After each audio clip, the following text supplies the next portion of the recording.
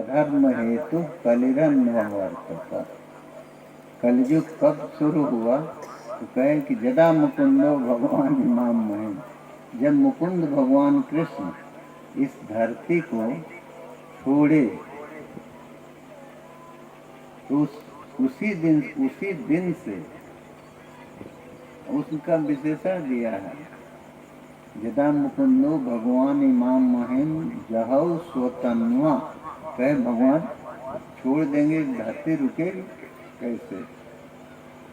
नहीं, जैसे गीता में दिया ना, गाम आविश्य च भूतानि धार्याम में हमोजसा, कहते हैं कि हम पृथ्वी के भीतर प्रवेश करके अपने ओज से, अपनी शक्ति से धरती के ऊपर जितना भी भूत हैं, जो भी प्राणी हैं और जो भी जड़ चेतन जो भी है, सबको हम धारण करते हैं।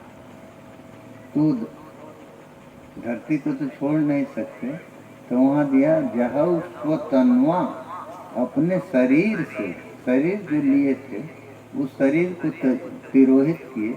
बाकी तो वो व्यापक हैं, हर जगह हैं, तो उस रूप में थोड़े धरती को छोड़ेंगे।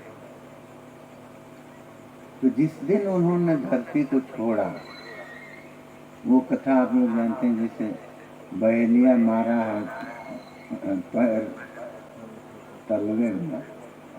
तलवे में बाण मारा है, तो उस दिन वो चतुर्भुज रूप में आके और वहीं से तिरोहित हुए हैं। कोई जान नहीं पाया कि कैसे गए, कहाँ गए।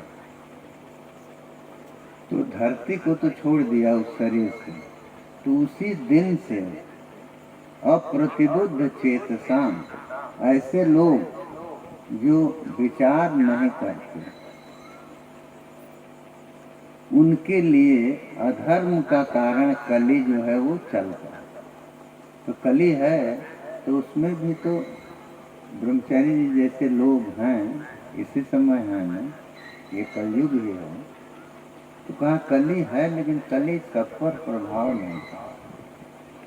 भगवान का जो भजन कर रहा है, तो उसके लिए भगवान उसके रक्षक होते हैं। जैसे वो मानस में लिखा है ना, धरा न काहो धीर, सबके मन मन से हरे,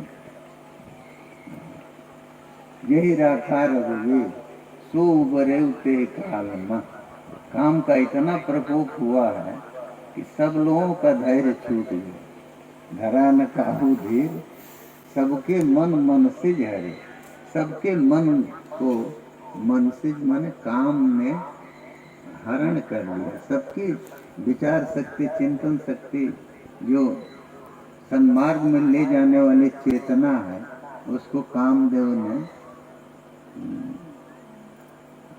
हरण उसका कर लिया। लेकिन ये राखा रघुवीर, जिसकी भगवान ने रक्षा किया, सो उबरे उते काल में, उस काल में वो लोग उस काल में भी उबर गए, उनके ऊपर काम का असर नहीं हुआ। तो बात सही है, भगवान जिसके रक्षक हैं, तो उसका कोई कुछ कर नहीं पाता, तो काम कैसे असर करेगा।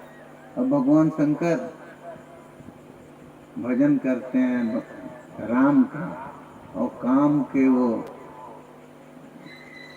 दुश्मन है, नष्ट करने वाले, तो भगवान के भक्त के यहाँ काम का असर नहीं होता।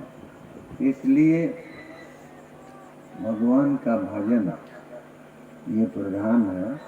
और जब होता ये मन का भी विचित्र वो है, लोग कहते हैं मन नहीं लगता, उब जाता है, ठीक है, लेकिन जबरदस्ती उसको उसमें लगाइए।